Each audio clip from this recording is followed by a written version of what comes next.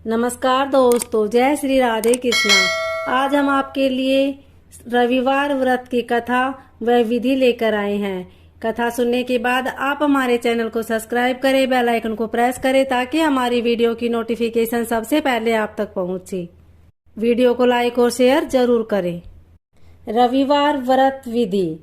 सर्व मनोकामनाओं की पूर्ति हेतु रविवार का व्रत श्रेष्ठ है।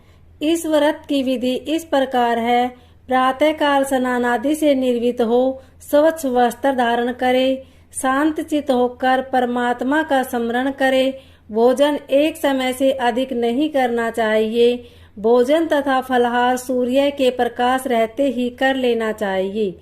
यदि निराहार रहने पर सूर्य छिप जाए तो दूसरे दिन सूर्य उदय हो जाने पर अर्घ देने के बाद ही भोजन करें। व्रत के अंत में व्रत कथा सुननी चाहिए। व्रत के दिन नमकीन तेल युक्त भोजन कदापि ग्रहण न करें। इस व्रत के करने से मान सम्मान बढ़ता है तथा शत्रुओं का क्षय होता है। आंख की पीड़ा के अतिरिक्त अन्य सब पीड़ाएं दूर हो जाती है। रविवार व्रत कथा। एक बुढ़िया थी। उसका नियम था प्रति रविवार को सवेरे ही स्नान आदि कर घर को गोबर से लीप कर फिर भोजन तैयार कर भगवान को भोग लगाकर स्वयं भोजन करती थी। ऐसा व्रत करने से उसका घर अनेक प्रकार के धन धान्य से पूर्ण था। श्री हरि की कृपा से घर में किसी प्रकार का विघ्न नहीं था, विघ्न या दुख नहीं था। सब प्रकार से घर में आनंद रहता था।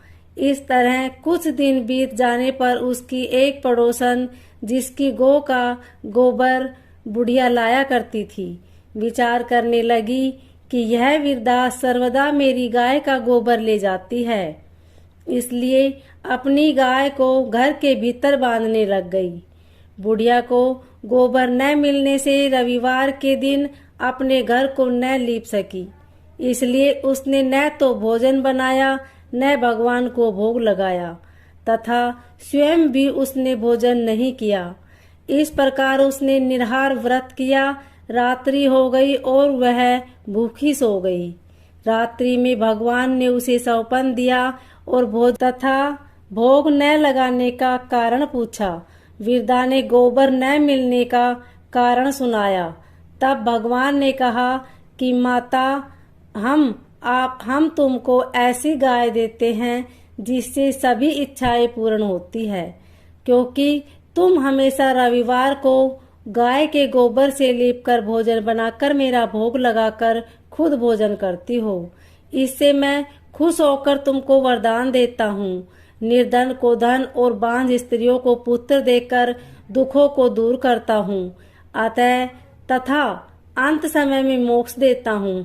सौपन में ऐसा वरदान देकर भगवान तो अंतर्ध्यान हो गए और वृद्धा की आँख खुली तो वह देखती है कि आंगन में एक अति सुंदर गौ और बछड़ा बंधे हुए हैं।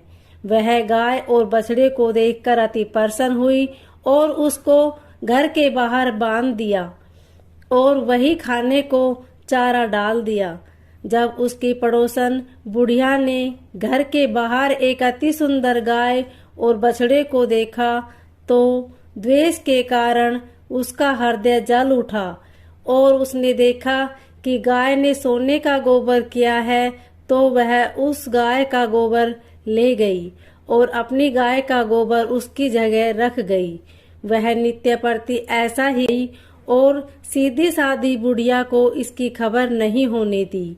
तब सर्वव्यापी ईश्वर ने सोचा कि चालाक पड़ोसन के कर्म से बुढ़िया ठगी जा रही है, तो ईश्वर ने संध्या के समय अपनी माया से बड़े जोर की आंधी चला दी।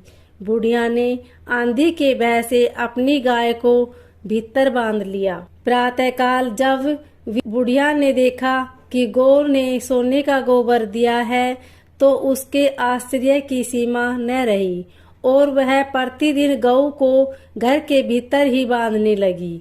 उधर पड़ोसन ने देखा कि बुढ़िया गौ को घर के भीतर बांधने लगी है और उसका सोने का गोबर उठाने का दाव नहीं चलता। तो वह ईर्ष्या से जल उठी और कुछ उपाय न देख पड़ोसन ने उसे देश के राजा की सभा में जाकर कहा, महाराज, मेरे पड़ोस में एक वृद्धा के पास ऐसा गऊ है जो आप जैसे राजाओं के ही योग्य है।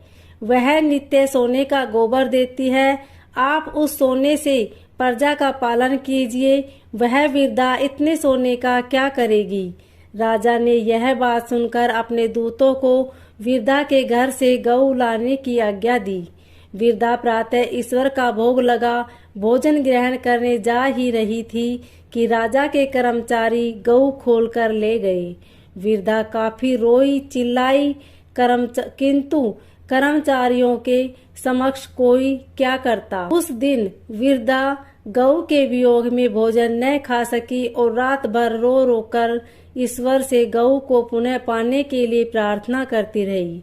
उधर राजा गऊ को देखकर बहुत प्रसन्न हुआ, लेकिन सुबह जैसे ही वह उठा सारा महल गोबर से भरा दिखाई देने लगा। राजा यह देख घबरा गया। भगवान ने रात्रि में राजा को स्वप्न में कहा कि हे राजा, गाय वृद्धा को लौटाने में ही तेरा भला है। उसके रविवार के व्रत से प्रसन्न होकर मैंने उसे गाय दी थी। प्रातः होते ही राजा ने वृद्धा को बुलाकर बहुत से धन के साथ सम्मान सहित गऊ बछड़ा लौटा दिया। उसके पड़ोसन को बुलाकर उचित दंड दिया। इतना करने के बाद राजा के महल से गंदगी दूर हुई। उसी दिन से राजा ने नगरवासियों को आदेश दिया कि राज्य की तथा अपनी समस्त मनोकामनाओं की पूर्ति के लिए रविवार का व्रत रखा करो। व्रत करने से नगर के लोग सुखी जीवन व्यतीत करने लगे। कोई भी बीमारी तथा प्रकृति का प्रकोप उस नगर पर नहीं होता था। सारी प्रजा सुख से रहने लगी। ओम नमो भगवते वासुदेवाय।